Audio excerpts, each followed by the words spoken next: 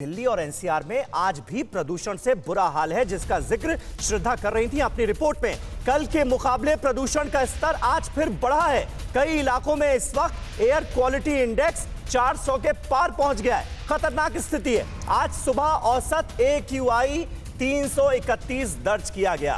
कल राजधानी दिल्ली में औसत AQI 318 रहा था। ये कुल मिलाकर स्थिति है। डॉक्टर एम वली, ये जो स्थिति नजर आ रही है, एयर क्वालिटी इंडेक्स कभी 400 कभी 500, बीच में तो हमने देखा था दिवाली के बाद 999 तक कुछ इलाके में पहुंच गया था। ये कितनी खतरनाक स्थिति है। आमतौर पर सुबह हम जब उठते हैं तो कोहरा छाया हुआ नजर आता है, लेकिन है ये स्मॉग हमारे फेफड़ों के लिए कितना खतरनाक है। ये पूरी बात यही है कि ये स्वास्थ्य के लिए बहुत हानिकारक है। इसके दुष्प्रभाव सब पर हो रहे हैं, खास तौर से बच्चों के लिए ये बहुत हानिकारक है और वृद्ध लोगों के लिए, और जिन लोगों को सांस की बीमारियां हैं, दिल की बीमारियां हैं, ब्लड प्रेशर की बीमारियां हैं, या जो लोग स्ट्रोक से पीड़ित हैं, उन सब के लिए ये बहुत खतरनाक है। और श्रद्धा ने बिल्कुल सही शब्द यूज किए, दम घोटू है। मुझसे तो जब लोग पूछते हैं इसका उपाय क्या है, तो मैं यही कहता हूं कि ये हवा सांस लेने के काबिल नहीं है। इसको हमको मजबूरी में सांस लेना पड़ रहा है, क्योंकि हम बगैर सांस लिए जिंदा नहीं रह सकते। तो ये सुप्रीम कोर्ट का जो सीरियस मूड है, गुस्सा है मैं सही तौर पे अगर कहूँ तो, और ये हम लोगों की हर साल की ये बात आती है जाती है। तो इस बार हमको कुछ सॉलिड स्टेप्स लेने पड़ेंगे और इस हवा से अपने को बचाना पड़ेगा। और जब तक हम इस हवा से अपने को नहीं बचा पा रहे हैं, तब तक मास्क जरूर लगाना पड़ेगा। अभी हम पोल्यूशन के लिए मास्क की बात कर रहे हैं, और ये मास्क ही इस बात की हिफाजत करेगा कि ये गंध जो है, गंदी कण जो है, PM5 PM10 जो है, वो हमारे शरीर में न जाए।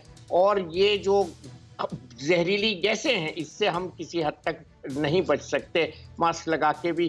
तो ये बहुत एक सीरियस विषय है, और जो लोग ऑलरेडी एल्डरली हैं या बच्चे हैं, उनके लिए ये बहुत ही चिंता का विषय है। बीमारी जननी है, बीमारी की जननी है ये, और इससे जो लाइफ एक्सपेक्टेंसी है 10 साल तक कम हो जाती है। इस पर शोध हो चुका है बिल्कुल, और हमारे यहाँ इस पर और शोध होना बिल्कुल चाहिए। और सबसे बड़ी बात, क्योंकि राहुल चौधरी जी भी इस वक्त हमारे साथ मौजूद हैं, NGT के लॉयर हैं। राहुल जी, सबसे बड़ी बात तो यही है कि वो गंभीरता जिसका एहसास होना चाहिए, वो सरकारों के रुख में नजर नहीं आ रहा है। और हकीकत हमारे सामने है। हर साल ठंड के दौरान यही स्थिति हम देखते हैं दिल्ली और NCR में।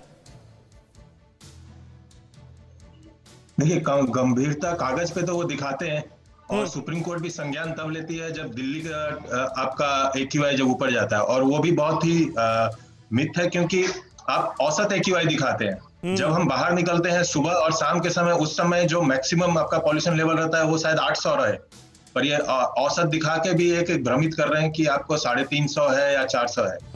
और 2019 में ही national clean air programme ministry of environment and forest लेके आई थी, जिसमें एक टारगेट था कि 2024 तक आप 40% 2.5 और 2.10 को कम करेंगे, और 2020 में उनको एक स्टेट एक्शन प्लान उसके आधार पर लेके आना था। पर वो सारा कागज बन के रह गया है। पता नहीं कितनी मीटिंग्स हुई होगी उसको बनाने के लिए, और वो अभी उनके वेबसाइट पे आपको वो रिपोर्ट मिल जाएगी, लेकिन उसके अलावा कोई काम नहीं हुआ। तो 2024 का जो टारगेट है वो तो 40% क्या, ये घटने के बजाय ये और बढ़ेगा ही।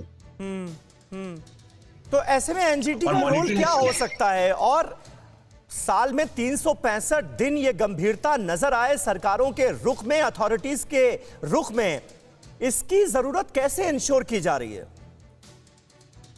देखिए, NGT तो डायरेक्शन दे सकती है और प्रोग्राम्स को इंप्लीमेंट करने के लिए डायरेक्शन दिया हुआ है, रिपोर्ट मंगाई है, पर ये काम NGT का नहीं है। NGT या सुप्रीम कोर्ट का ये काम नहीं है। ये काम तो सरकार का है, और जो गवर्नमेंट में बैठे हुए हैं उनका है। और वो अगर साल भर बैठ के हर साल ये अभी इस मौसम में अपना प्रोग्राम बनाना शुरू करेंगे, तो ये तो इसी बातचीत में आपका दिसंबर और जनवरी निकल जाएगा। उसके बाद फिर वही स्थिति आ जाएगी जो हर साल का होता है।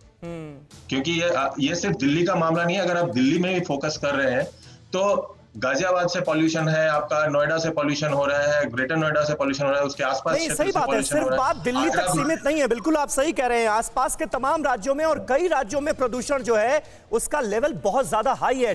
अड़ी सोमवार से शुक्रवार शाम 6 बजे सिर्फ TV9 भारतवर्ष पर।